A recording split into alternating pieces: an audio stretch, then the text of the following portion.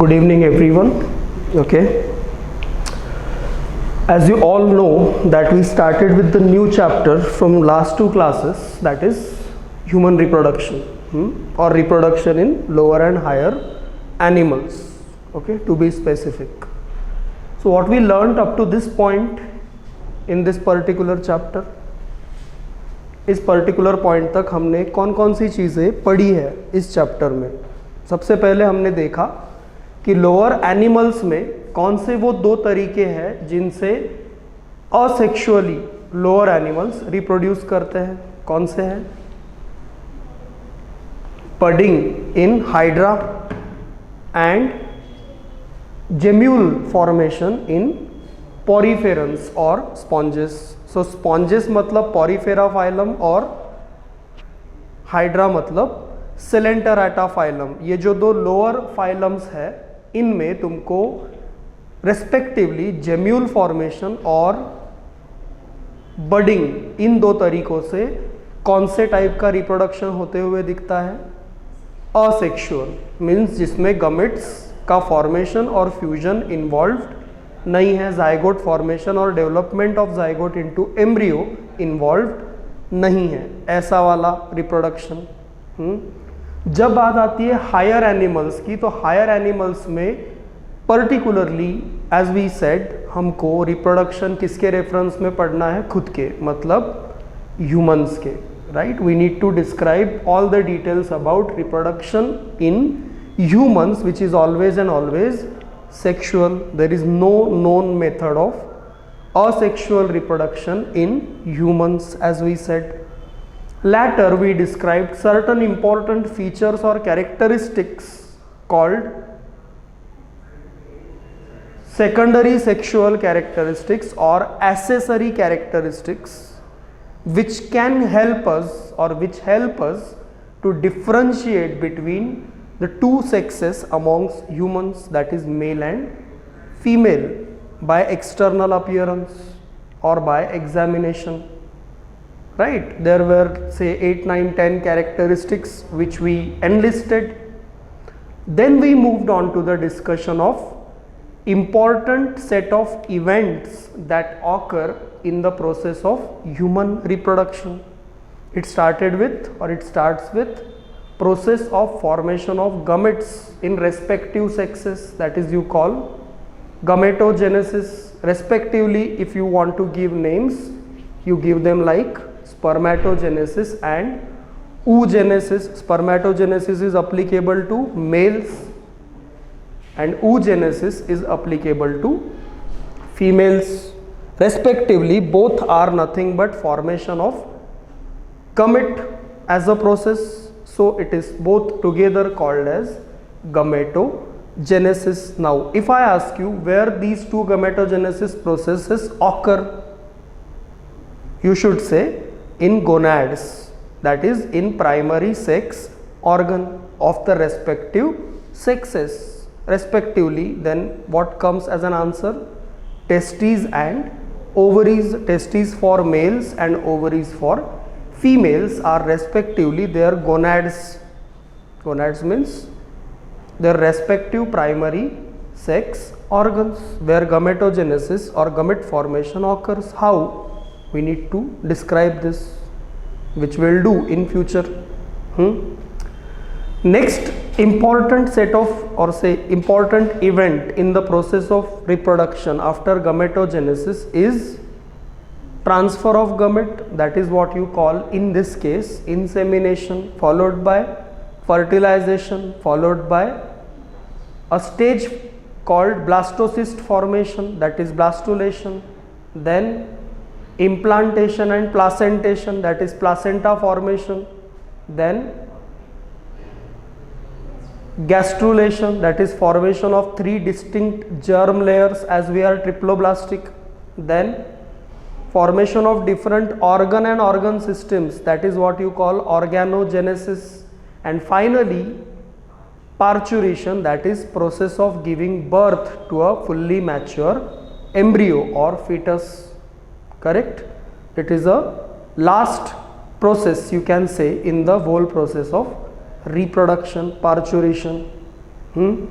सो इन सभी इवेंट्स में भी अगर तुम देखो, ये सब जो भी 6, 7, 8 इवेंट्स हमने नाम लिए अभी, गमेटोजेनेसिस से लेकर पार्चुरेशन तक, तो आप इसमें फिर से प्लांट रिप्रोडक्शन की तरह इन इवेंट्स को भी 3 हिस्सों में बांट सकते हो अगर चाहो। Pre fertilization, fertilization and post fertilization. जैसे गमेटोजेनेसिस और इंसेमिनेशन कहाँ आएगा? प्री फर्टिलाइजेशन, फिर फर्टिलाइजेशन और उसके बाद पार्चुरेशन तक सब कुछ post fertilization event. So if you want to do it like this you can. Okay, concept same है, सिर्फ ऑर्गेनिज्म बदल गया है, प्लांट की जगह एनिमल है, करेक्ट। और एनिमल्स में पर्टिकुलरली हम हैं, ह्यूमंस। ओके, कल की क्लास में लास्ट पोर्शन में हमने क्या एनलिस्ट किया था? पर्टिकुलरली कल की क्लास में लास्ट के हिस्से में, आखिरी सेशन जो था क्लास का, उसमें हमने कुछ एनलिस्ट किए थे। क्या था वो? Different components of male reproductive system, if you recall. So how we divided all those components primarily into how many parts? 3. First was primary sex organ, second was secondary sexual components or sex organs, and third was accessory glands associated with male reproductive system. They are simply called male accessory glands. So can you recall all of them? Which were the different components of male reproductive system divided into 3 parts? I can expect कि तुम पहला वाला तो नहीं भूले होंगे, अभी हमने फिर से उसको रिपीट किया था कुछ मिनट्स पहले। प्राइमरी सेक्स ऑर्गन कौन सा है मेल्स का? Testis. Primary sex organ for males in humans is testis. Secondary sex organs या सेकेंडरी सेक्सुअल कंपोनेंट्स बहुत सारे हैं। और ग्लैंड्स की अगर हम बात करें, मेल एसेसरी ग्लैंड्स, तो वो कितनी है?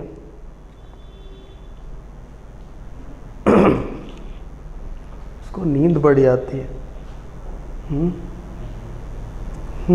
एसी भी बंद है फिर भी नींद आती है।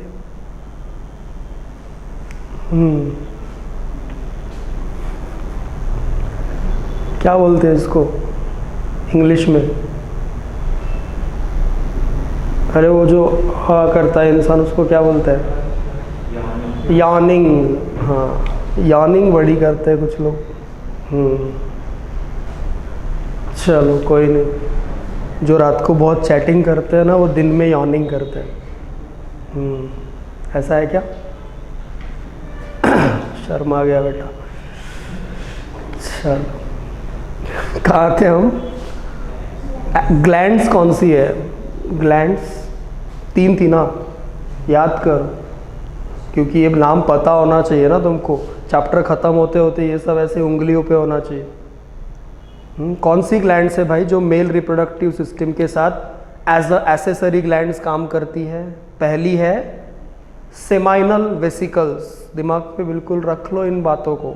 सेमाइनल वेसिकल्स, एस इसलिए क्योंकि 2 है, a pair of seminal vesicles. दूसरी है सिंगल, पेयर नहीं है, इसलिए प्रोस्टेट ग्लैंड, सिंगल है, only unpaired gland of male reproductive system. Unpaired मतलब सिंगल, प्रोस्टेट ग्लैंड। और तीसरी फिर से पेयर्ड है, काउपर्स ग्लैंड कहते हैं उसे, या फिर अल्टरनेट नाम है उसके लिए बल्बो यूरेथ्रल ग्लैंड। नाम हमने कल लिखे थे, इधर फिर से आएंगे डायग्राम अगर हम पूरी तरह से निकाल पाए तो, ठीक है ना? That's not a issue. The issue is you should remember them positionally, positionally in the sense where they are, and functionally what they do. So that's what our motive is behind studying this thing, male reproductive system, so that we can identify the structural components of the male reproductive system along with their respective functions. Is it okay? So let's see them one by one. Okay, इतनी diagram जितनी आपको यहाँ पे निकली हुई दिख रही है, ओके, इसमें हम कुछ कंपोनेंट्स को नेम करेंगे फिर आगे बढ़ते हैं। This is what the one side of male reproductive system, on the other side you have an exact copy. Is it okay? Why I am saying this? Because there are 2 testes per human if they are normal sexually. In a sexually normal person, because there are abnormal people always there, okay, where it is not applicable. There is a disease called cryptorchidism which will come later in our discussion, but why I am saying this, just listen. There is a disorder or disease or condition in human males. Human males में एक ऐसी condition है जिसका नाम technically हम देते हैं cryptorchidism.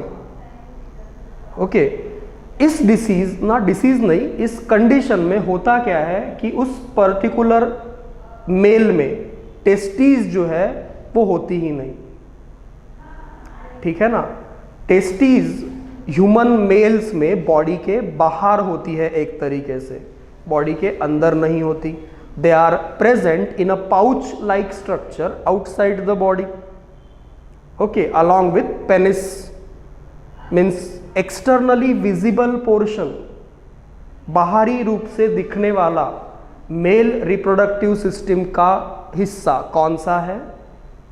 Pouch, and pouch visibly contains 2 testes, okay, and the penis, that is copulatory organ which helps to deposit semen into female reproductive tract.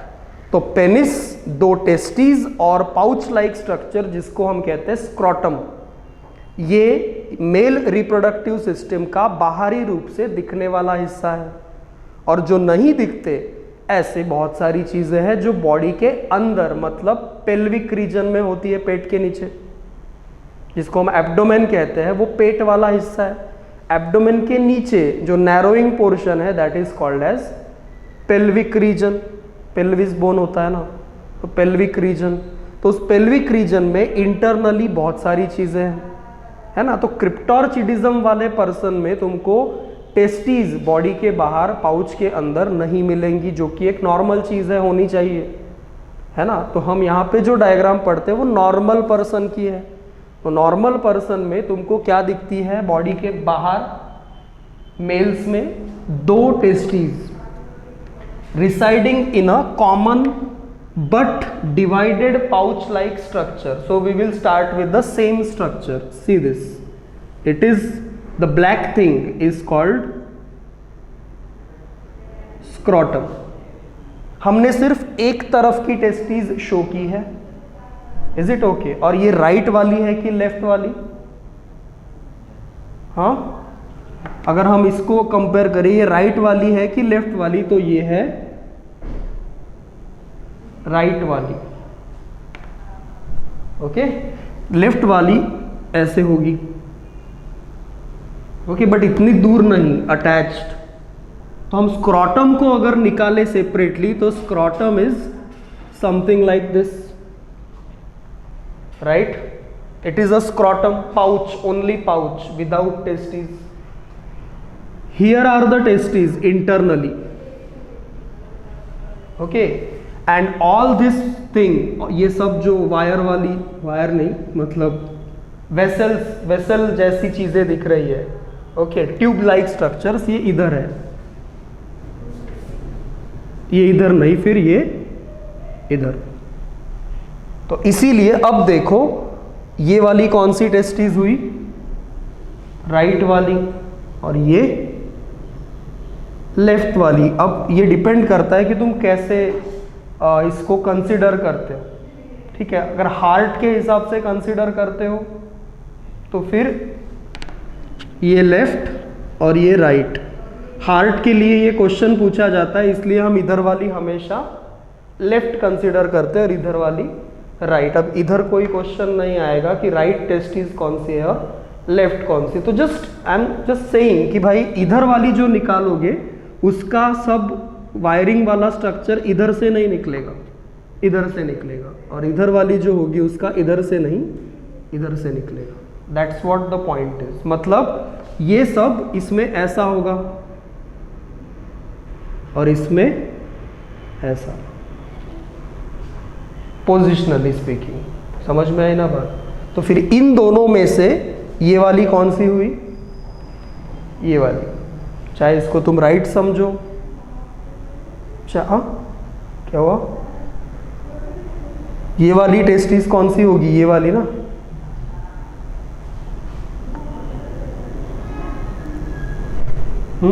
समझ में आई ना बात? So that's the thing I want to convey. इधर ये detailed structure है इसलिए अलग दिखेगा। ओरिजिनली ऐसे दिखता है तुमको स्क्रॉटम, स्क्रॉटम के अंदर 2 टेस्टिस, और कॉम्पैक्ट मैनर में ये सारी वेसल्स जो यहाँ पे हमने बहुत फ्री हैंड में निकाली है in order to understand in detail. Is it okay? तो दोनों ही टेस्टिस में सेम चीजें होती हैं, सारे कंपोनेंट्स दोनों टेस्टिस में बराबर बराबर होते हैं। दैट्स वाई हम एक को निकाल के ध्यान से समझेंगे, क्योंकि दोनों निकालेंगे तो नाम देने में और बाकी सारी चीज़ों में गड़बड़ होगी। बुक में रेफरेंस के तौर पे तुम डायग्राम कंपेयर कर सकते हो कि दोनों टेस्टिस को लेके चले तो कैसे दिखेगा। दिया है ना मेल रिप्रोडक्टिव सिस्टम का डायग्राम, पेनिस, यूरेटर, यूरेथ्रा के साथ वाला, वो जो बॉक्स में मुझे यहाँ से दिख रहा है, फर्स्ट बॉक्स अपर वाला ऑरेंज कलर का, राइट? उसी को हम थोड़ा डिटेल में देख रहे हैं। तो सबसे पहले बात हम किसकी करेंगे? 1 बाय 1 हमको कंपोनेंट्स डिस्क्राइब करने होंगे। जहाँ पे भी इंटरनल स्ट्रक्चर डिस्क्राइब करना होगा वो हम करेंगे अकॉर्डिंगली। तो शुरुआत हम करेंगे प्राइमरी सेक्स ऑर्गन के साथ नहीं, बाहर से अंदर की तरफ आएंगे हम। जो भी बाहर से अंदर की तरफ हम एक्सपीरियंस करेंगे या देखेंगे उन्हें हम पढ़ेंगे। जैसे सबसे बाहर कौन होता है? स्क्रॉटम। ओके, नाउ साथ साथ हम क्वेश्चंस भी करेंगे। क्वेश्चंस करेंगे इन द सेंस हम पढ़ते जाएंगे कि कौन से टाइप के क्वेश्चन आते हैं या किस तरह का क्वेश्चन इस पर्टिकुलर टॉपिक पे पूछा जाता है ना? स्क्रॉटम को डिस्क्राइब कैसे करें, सबसे पहला पार्ट है जो हम मेल रिप्रोडक्टिव सिस्टम में पढ़ रहे हैं। What is the description that can be given for scrotum? The very first thing, it is a thin, darkly pigmented, okay, pouch like structure, okay, internally has a space called scrotal sac, okay, which is divided into 2 for accommodating each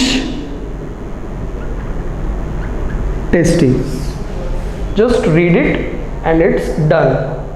What I said here in a description कि scrotum is a thin pouch like structure, okay, which has a common space, as a space, the whole space jagah that lies under scrotum is called as scrotal sac, and this scrotal sac is divisible or divided into 2 parts. Each part contains 1 testis, or you can say each testis lies in the compartment of scrotal sac. Getting the thing? Is it okay? बात समझ में आई इतनी? Scrotum के बारे में उसका description है, सबसे सिंपल बात कि स्क्रॉटम क्या है। स्क्रॉटम एक स्किनी पाउच लाइक स्ट्रक्चर है जिसके अंदर एक कैविटी पाई जाती है जिसे हम ओवरऑल कहते हैं स्क्रॉटल सैक। और वो कितने हिस्सों में डिवाइडेड है? 2। हर एक हिस्से में मैच्योरिटी वाली स्टेज में या बर्थ के समय पे कौन पाया जाता है? एक टेस्टिस। पहली बात। Now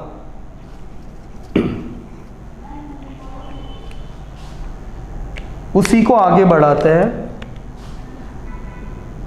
testis descend into scrotum generally in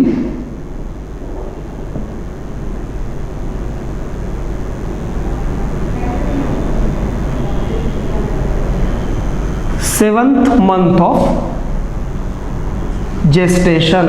now gestation क्या है? देखो, जाइगोट फॉर्मेशन से लेकर आगे आएगा ये, बट अब वर्ड आया है तो बताना पड़ेगा।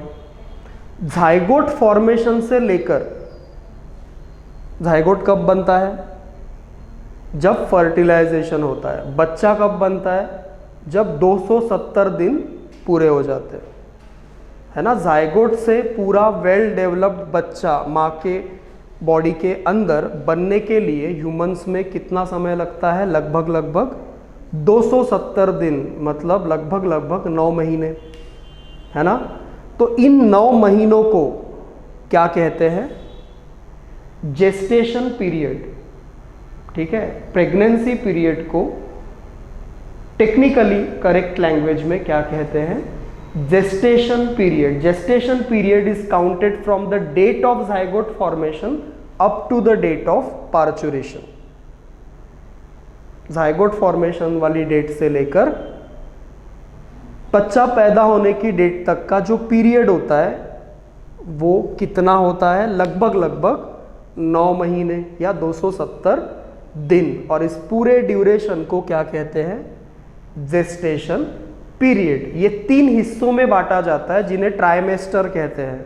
3 महीने 3 महीने 3 महीने, ट्राइमेस्टर। वो सब हम बाद में पढ़ेंगे जब भी वो चीज़ आएगी ड्यूरिंग आवर डिस्कशन। अभी सवाल इतना है कि यहाँ हमने ये क्यों लिखा है। देखो, अब फिर से पढ़ो। Testes descend into scrotum generally in 7th month of gestation. इसका मतलब ये है कि ह्यूमंस में जब बच्चा, मेल बच्चा, ठीक है ना, मेल बच्चा माँ के बॉडी में ग्रो होता है तो उसकी टेस्टीज जो है वो हमेशा से स्क्रॉटम में नहीं होती। टेस्टीज का डेवलपमेंट पेल्विक रीजन में होता है। और जैसे जैसे वो बच्चा बड़ा होता है, फीटस ग्रो होता है, लगभग 7वें महीने में, 9 महीने में से 7वें महीने में वो टेस्टीज पेल्विक रीजन से नीचे उतरती है। नीचे उतरती है मतलब डिसेंड होकर किस में आती है? स्क्रॉटम में आती है। Is it okay? Normal phenomenon जो ग्रोइंग फीटस में देखा जाता है वो क्या? कि their testes, all the males produce their testes in pelvic region, that is below abdomen, inside the body, and when they grow, when the testes are mature, okay, they descend into the scrotum, which occurs nearly when? During gestation, 7th month of gestation. The gestation period is typically of 9 months. And what is gestation period? I just explained. तो उन 9 months के duration में testes scrotum में आने का event generally या usually कब होता है? 7th month में। Is it okay? बात समझ में आई ना? इसमें थोड़ा हम और एक्सटेंड करते हैं। Testes descend into scrotum generally in 7th month of gestation. This entry of testes into scrotum occurs through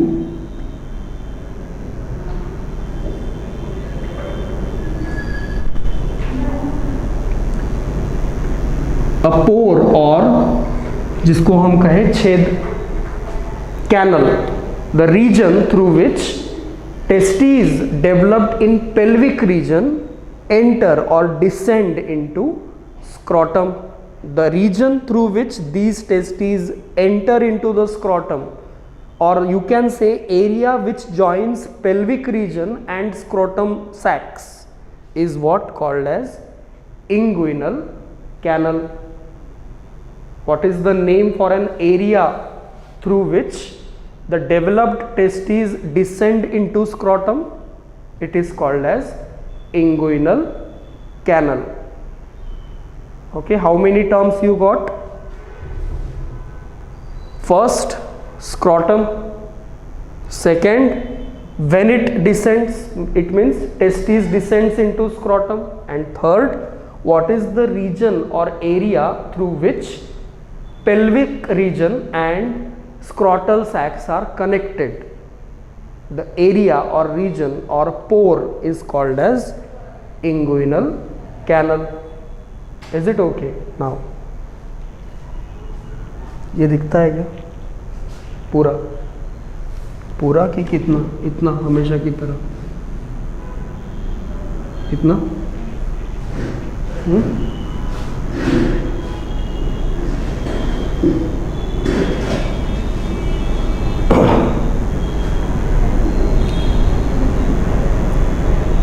function, ये बहुत इंपॉर्टेंट है question wise.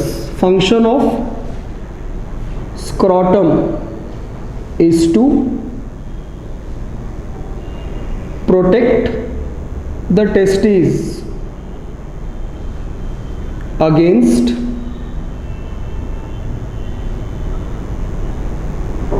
mechanical shocks and also to provide temperature 2 degree Celsius to 3 degree Celsius less than that of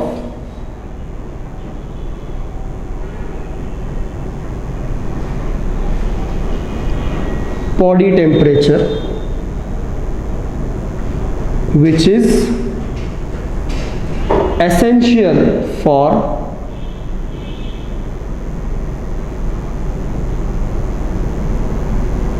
sperm formation.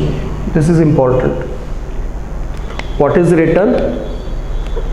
This must be there in book also. Scrotum का काम क्या है? No doubt, अगर scrotum के अंदर testis पाई जाती है तो स्क्रोटम का एक फंक्शन तो ऐसे ही निकल के आता है, protection. It functions for protecting the testis against any kind of mechanical injury और mechanical shock. But apart from that, the very important and you can say indispensable, जिसको रिप्लेस नहीं किया जा सकता, ऐसा फंक्शन स्क्रोटम का कौन सा है? To provide the temperature which is 2 to 3 degree Celsius less, not more, less than that of body temperature. You all know कि what is body temperature in normal sense. It is 37 degree Celsius, right? And at this temperature, the process of spermatogenesis is not possible. The process of sperm formation or the process of spermatogenesis needs the temperature of around 34 to 35 degrees Celsius. But we are homeothermals. You may know this. What do you mean by the thing homeotherms?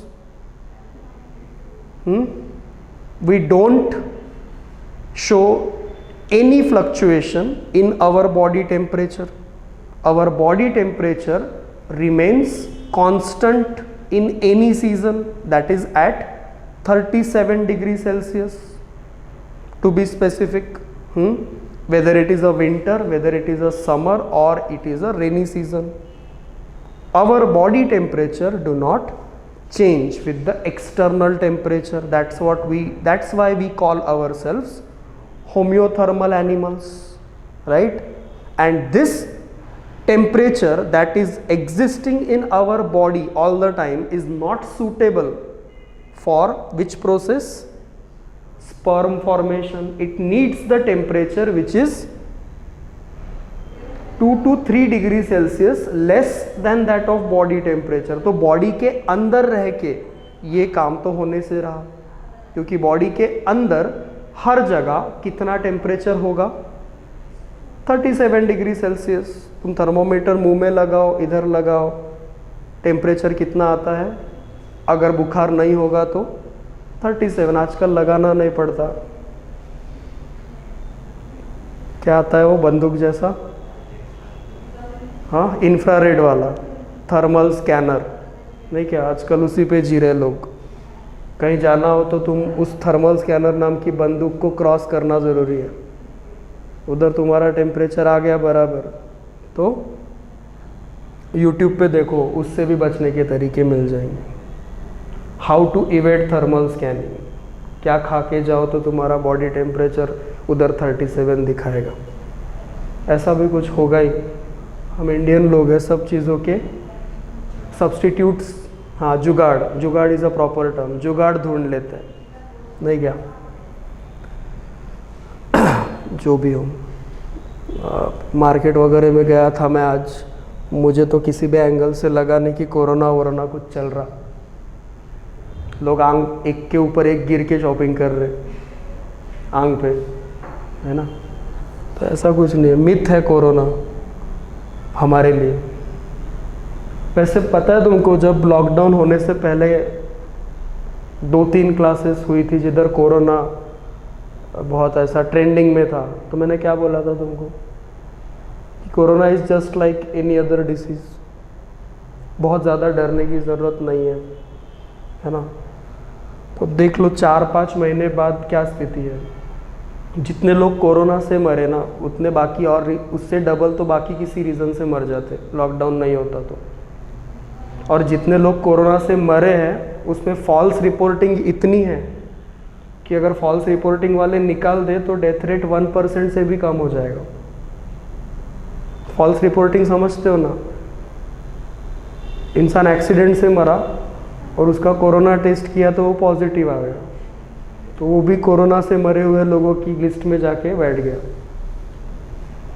अब जिसको pneumonia है उसका भी वो rapid antigen test जो किया जा रहा है, ये इतने जो होलसेल में कोरोना वाले निकल रहे हैं ना, वो रैपिड एंटीजन टेस्ट का कमाल है. तो वो निमोनिया, सर्दी खांसी जो भी हो, वो पॉजिटिव ही दिखाता है. वो पॉजिटिव ले लोग तो मज़े मार रहे हैं क्वारंटाइन सेंटर पे. हाँ, होंगे, सीरियस इलनेस होगा बहुत सारे लोगों में, बट कोरोना ना भी होता तो वो इलनेस होता. अगर कोई भी इन्फेक्शन उनको होता ना तो वो इलनेस होता. और फिर अगर 4 महीने बाद भी कोरोना नहीं गया लॉकडाउन से, 5 महीने बाद, तो अब कैसे चला जाएगा?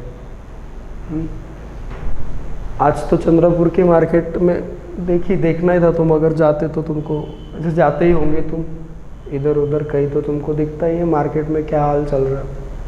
सोशल डिस्टेंसिंग ये मिथ है हमारे लिए. मिथ समझते हो ना? मिथ मतलब, अरे मिथ मतलब क्या? मिथ का मतलब क्या? मिथ इंग्लिश टर्म है ना.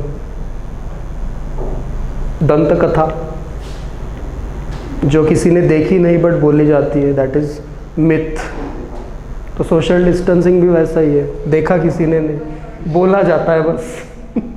मिथ. इधर ही सोशल डिस्टेंसिंग पालते हैं बस हम. एक तो वैसे इतना ईमानदारी से तो कोई सोशल डिस्टेंसिंग नहीं. 2 to 3 डिग्री ये इंपॉर्टेंट है क्वेश्चन वाइज. ठीक है, स्क्रॉटम में सबसे ज़रूरी सवाल ये, what is the function of scrotum. Protection से भी ऊपर का सवाल है. प्रोटेक्शन कोई नहीं पूछता, ये वाला. To provide the temperature of 2 to 3 degree Celsius less than that of body temperature which is needed for spermatogenesis process. So you just think, अभी कुछ देर पहले मैंने तुमको बोला था कि एक कंडीशन है जिसका नाम है क्रिप्टोर्चिडिज्म, जिसमें क्या नहीं हो पाता, ये नहीं हो पाता, ये नॉर्मल चीज़ है, होनी चाहिए, ये नहीं हो पाया तो टेस्टिस कहाँ रह जाएंगी? एब्डोमेन या पेल्विक रीजन में, बॉडी के अंदर रह जाएंगी, कहाँ नहीं आ पाएंगी? स्क्रोटम में। और स्क्रोटम में नहीं आ पाई तो क्या नहीं हो पाएगा? स्पर्मेटोजेनेसिस नहीं हो पाएगा। तो ऐसा पर्सन या ऐसा मेल किस तरह का मेल होगा? स्टराइल, वो रिप्रोडक्शन के कैपेबल नहीं बचेगा। समझ में आई ना बात? तो ये सारी चीज़ें हैं जो आगे वन बाय वन आएंगी। फिर उसका रेफरेंस इधर याद होना चाहिए ना हमको कि why cryptorchidism, person with cryptorchidism is sterile. Why do you think so? Because ऐसा नहीं कि उसमें टेस्टिस नहीं है, टेस्टिस किधर रह गई है? एब्डोमेन रीजन में, वो डिसेंड नहीं हो पाई। तो डिसेंड ना होने के कारण वो एब्डोमेन में रह गई, और एब्डोमेन में वो जो टेम्परेचर उसको मिल रहा वो सूटेबल नहीं है for the formation of sperms. तो स्पर्म ही नहीं बन रहे, तो how can a person be fertile? Male fertile कब होता है? जब उसके पास कैपेबल स्पर्म्स हो। तो अगर फर्टाइल नहीं है तो कैसा है? फर्टाइल के अपोजिट स्टराइल है। दैट्स वाई क्रिप्टोर्चिडिज्म वाला person is Sterlite by nature. Getting the thing? ये समझ में आया? अब अगर तुमको इंग्विनल कैनल रिलेट नहीं हो पा रहा, इंग्विनल कैनल, तो I will just draw a simple what you can से picture where you may understand this properly. Suppose this is a portion of a male body जिसको हम कहते हैं एब्डोमेन। तो ये लोअर एब्डोमेन है, मतलब पेल्विक रीजन, जो थोड़ा सा नैरोइंग होता है, राइट? यहां पे बॉडी के बाहर यहां कौन है? स्क्रोटम, जो मां के पेट के अंदर बढ़ते हुए मेल बच्चे में भी होगा, बॉडी के बाहर। लेकिन जो टेस्टिस डेवलप होती है वो यहां होती है, लोअर एब्डोमेन में। कितने महीने तक? 7 महीनों तक, ठीक है? और नॉर्मल सिनेरियो में 7th मंथ में ये टेस्टिस किसके अंदर डिसेंड होती है? स्क्रोटल सैक के अंदर, मतलब स्क्रोटम के अंदर। ये वाली जगह अगर ना होती तो ये डिसेंड कैसे होती? तो ये जो जगह है ना, ये जो पोर है, इसे क्या कहते हैं? इंग्विनल कैनल, ठीक है? और ये टेस्टिस इस इंग्विनल कैनल के थ्रू गुजरने वाली एक इंपॉर्टेंट चीज से डिसेंडेड होती है। इस चीज को हम कहते हैं स्पर्मेटिक कॉर्ड। स्पर्मेटिक कॉर्ड एक फाइब्रस टिश्यू से बना हुआ स्ट्रक्चर है जिसके अंदर पाई जाती है नर्व, आर्टरी और वेन। अब तुम जानते हो कि ये 3 चीजें क्यों पाई जाती है? नर्व काय के लिए होती है? ताकि सेंस हो। आर्टरी क्यों होती है? क्योंकि ऑक्सीजनेटेड ब्लड का सप्लाई हो पाए। और वेन क्यों होती है? डीऑक्सीजनेटेड ब्लड रिमूव हो पाए। तो ये तीनों स्ट्रक्चर्स कंबाइंड मैनर में किसके अंदर प्रेजेंट होते हैं? स्पर्मेटिक कॉर्ड, जिसकी मदद से ये टेस्टिस दोनों डिसेंडेड है और यू कैन से सस्पेंडेड है इनटू व्हाट? स्क्रोटम। और ये सारा आवागमन किसके थ्रू होता है? इंग्विनल कैनल के थ्रू, जो जोड़ता है लोअर एब्डोमेन और स्क्रोटल सैक्स को। Can you understand now? Is it okay?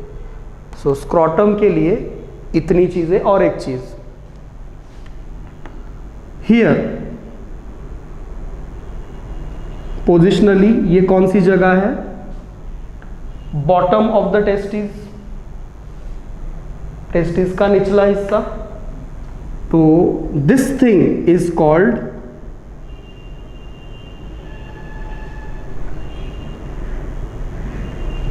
gubernaculum. What is the name of this cushion like structure? गुबरनैकुलम को कैसे डिस्क्राइब करते हैं?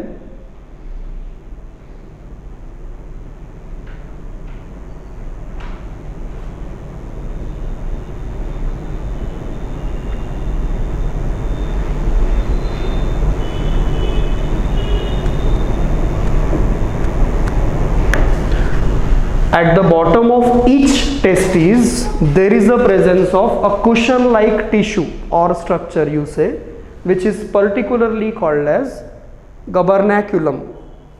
What is its function? Again, its function is to protect the testes from mechanical shocks or mechanical injuries. तो scrotal sac या scrotum और testis के बीच lower and पे कौन पाया जाता है? गुबरनैकुलम, जो हमने अगर आप देखो तो यहाँ पे भी शो किया है। ये जो ब्लैक लाइन है पूरी, ये क्या रिप्रेजेंट करती है? स्क्रॉटम। और ये जो लोअर ब्लू पार्ट है ये क्या रिप्रेजेंट करता है?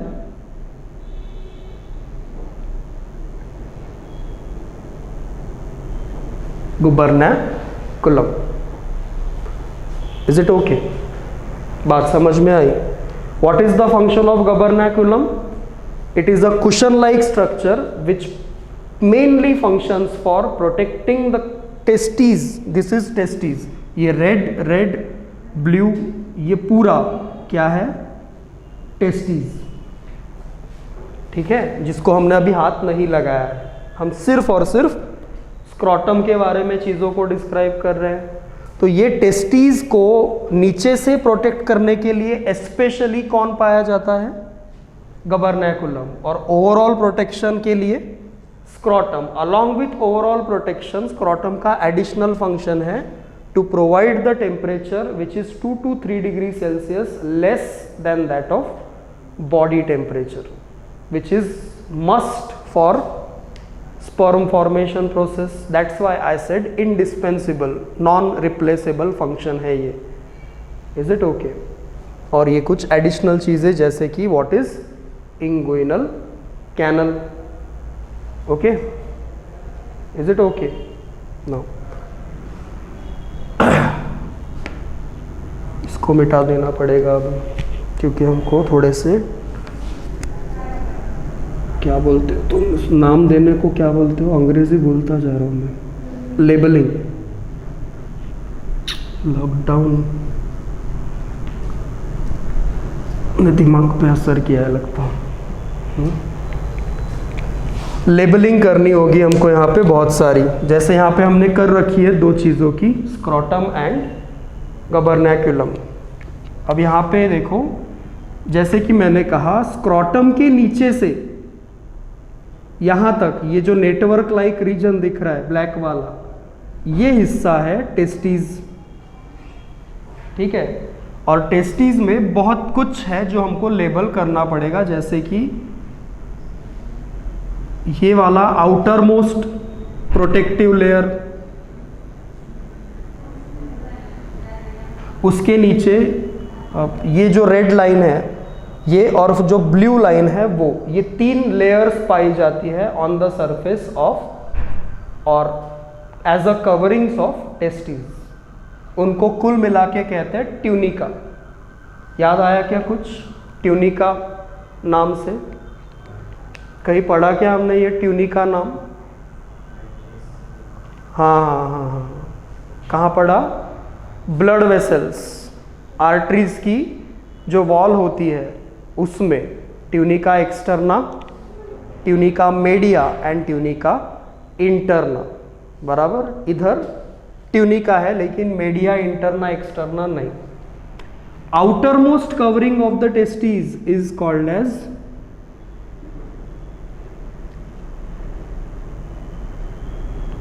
vaginalis.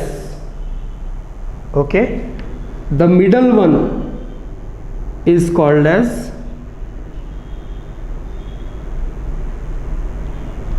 Albugenia, and the innermost, the blue one, is called as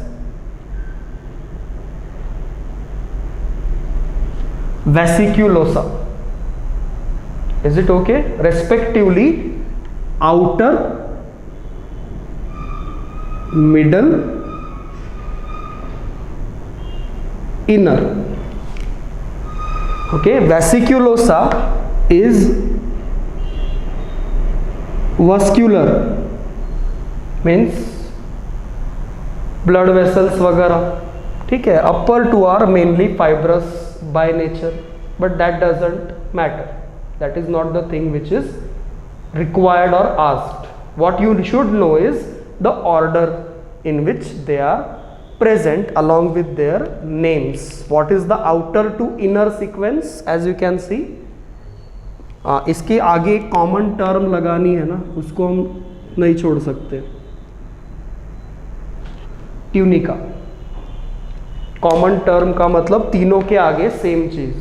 outer layer और outer protective covering of the testis is tunica vaginalis. It is followed by tunica albuginea and innermost is tunica vasculosa. Is it okay? है book में, होनी ही चाहिए. यही order में है कि उल्टा तिल्टा है? ऑर्डर हो या ना हो, ऑर्डर ये है, ये ध्यान में रखना. Outer vaginalis, middle albuginea and inner vasculosa. Is it okay? Now inside the testes you see the compartments. Can you? Testis, ये टेस्टिस है, टेस्टिस का सेक्शन है, समझ लो. हमने टेस्टिस को कट किया, तो कट करने के बाद हमको टेस्टिस में क्या दिखता है? बाहर से अंदर 3 लेयर्स कवरिंग्स, जो ये रही. उन लेयर्स के अंदर या लेयर्स ने ही बनाए हुए कंपार्टमेंट्स, ये 1 2 3 4 5 निकले हैं. यहाँ पे 5 नहीं होते, यहाँ पे लिख देता हूँ मैं for information. There are around 250 to 300, varies from one book to other, that's why average is taken. Okay, there are around 250 to 300. Now typically how many are there in your book? So 250 to 300 or 200 to 300 small compartments inside each testis, called as, what is the name given to those compartments? Testicular lobules. Her testis के अंदर, अब यहाँ पे 250-300 तो हम निकाल नहीं सकते, दैट्स वाई रिप्रेजेंटेशन के तौर पे हमने 4-5 ड्रॉ किए हैं.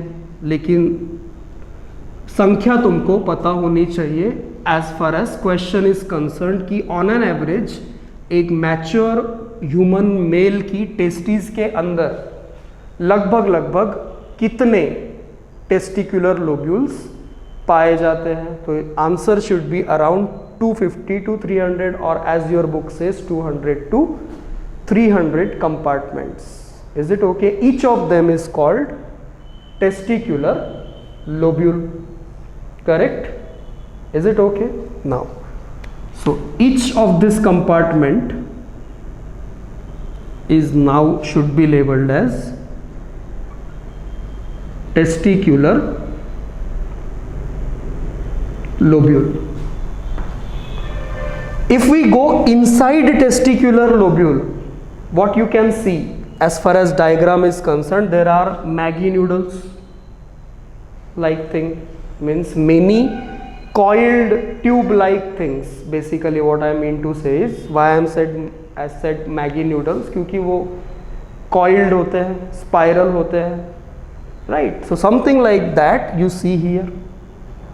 There are coiled tube-like structures which are present in each of this testicular lobule, and on an average, okay, I will write it here so that there should be no confusion.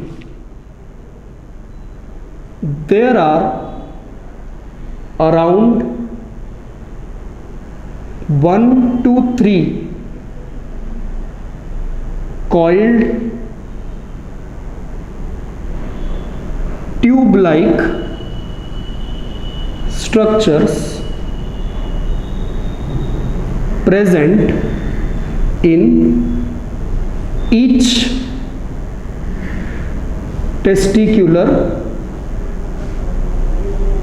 lobule. These structures are called as, now this is again important,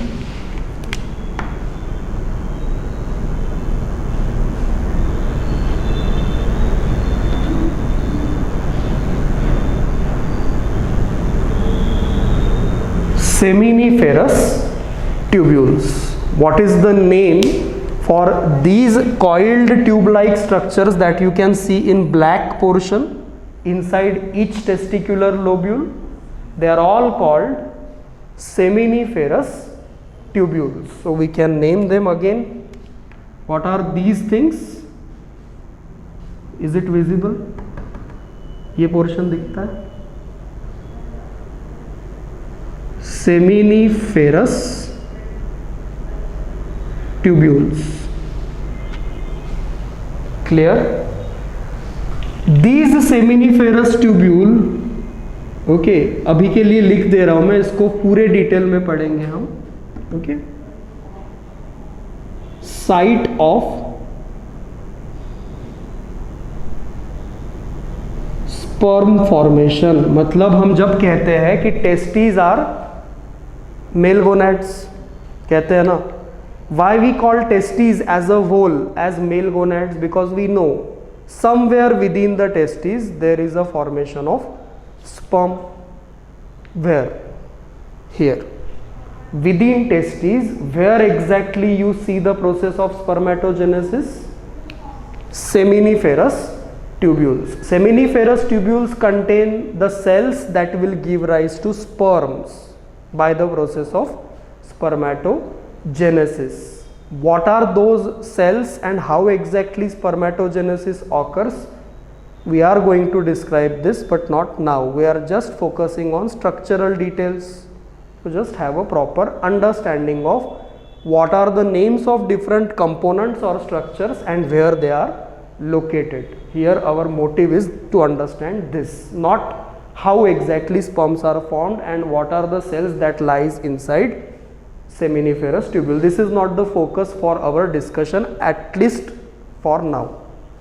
Our focus or our motive is just to understand structural details. So as far as structural details is concerned, for testes, what you understand till there are 3 coverings respectively: tunica vaginalis, tunica albuginea and tunica vesiculosa, followed by compartments which is about 250 to 300 in number. Each of them is called testicular lobule, and within each testicular lobule there lies around 1 to 3 coiled tube-like structures which are called seminiferous tubules. Now if you look at these seminiferous tubules, you can easily see कि they are closed from one end. एक तरफ से वो कैसी है? Closed and open from other end. ठीक है? Now if you look at this diagram very carefully, you can easily say or you can easily observe कि सभी टेस्टिकुलर लोब्यूल्स से निकली हुई सेमिनिफेरस ट्यूब्यूल्स यूनाइट होकर एक नेटवर्क लाइक स्ट्रक्चर बनाती है.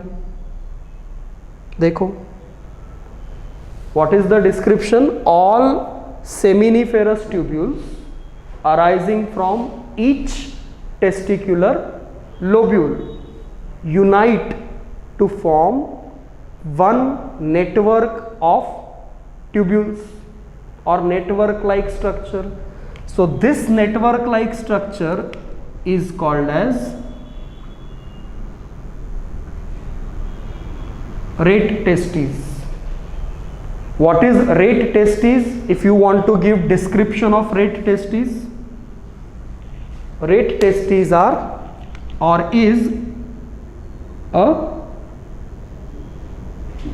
network of tubules, okay, arising from each lobule. कौन सी ट्यूब्यूल्स? Seminiferous tubule. कौन सा lobule? Testicular lobule. Correct. Now again if you see properly, ये पूरा का पूरा नेटवर्क ऑफ ट्यूब्यूल्स एक सिंगल आउटलेट अराइज करता है.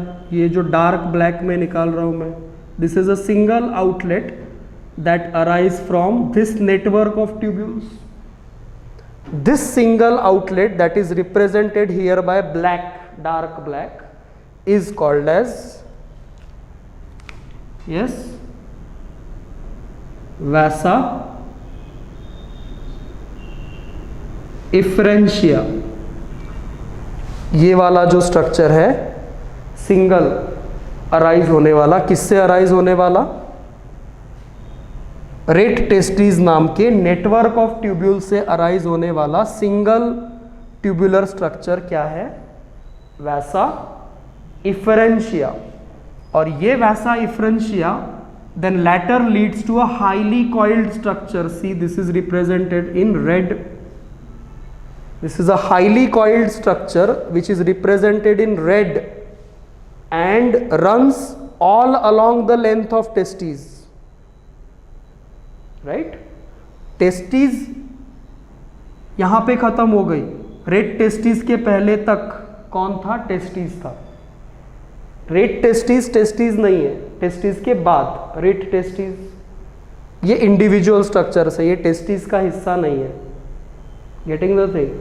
तो single tubule that arise from rete testis is vasa efferentia. Vasa efferentia lead to a highly coiled tube like structure that runs along the length of testis from upside down. This whole thing, whole coiled thing is called as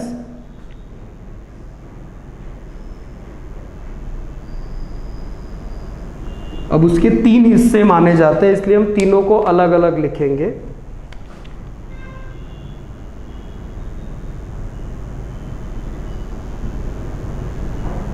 overall उसे कहा जाता है epididymis, the highly coiled tube-like structure that arise from vasa efferentia is called as epididymis, and the uppermost part of epididymis is called as caput epididymis. Is it okay? The middle part of epididymis is called as corpus epididymis. अब ये book में इतनी details नहीं होंगी, that's why I am writing it here, and notes में भी होगा. Caput epididymis, middle वाला एपिडिडाइमिस को क्या कहते हैं? Corpus epididymis. और जो एपिडिडाइमिस गबर्नेकुलम के पास पाया जाता है नीचे,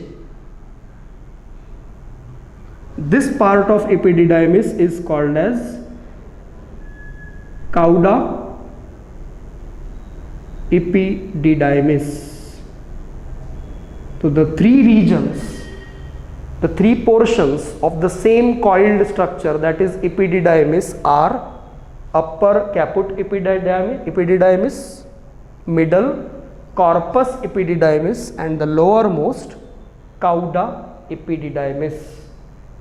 नाम epididymis नहीं, epididymis if you see properly. This cauda epididymis then leads to a long tubular structure which runs over ureter here. निकाला नहीं क्योंकि कॉम्प्लिकेशंस बढ़ानी नहीं थी. अब ये वाला जो ब्लू लॉन्ग स्ट्रक्चर अराइज होता है कहां से? लोअर एपिडिडाइमिस से, मतलब काउडा एपिडिडाइमिस से, ये है वैसा इफ्रेंशिया का भाई, मतलब वैसा डिफरेंशिया, या इसे वैस डिफरेंस भी लिखा होता है बुक में, और इसे वैस इफरेंस भी लिखा होता है. It is one and the same. तो इफरेंशिया और डिफरेंशिया को अपोजिट कर दोगे तो मामला खत्म. इफरेंशिया पहले वाला है जो बहुत छोटा होता है, और डिफरेंशिया बाद वाला है जो बहुत बड़ा होता है लेंथ में. Getting the thing. अब ये वैसा इफरेंशिया इधर आने के बाद क्या करता है, ये कहानी हम कल कंटिन्यू करेंगे. ठीक है. अभी तक आज की क्लास में हमने कौन कौन से कंपोनेंट्स को देखा. यहाँ पे सारे ऐसे के ऐसे हैं without any removal. So you can see scrotum से लेकर वैसा डिफरेंशिया तक. Okay. I will keep this on for a while, but as far as class is concerned we are done for today. Thank you.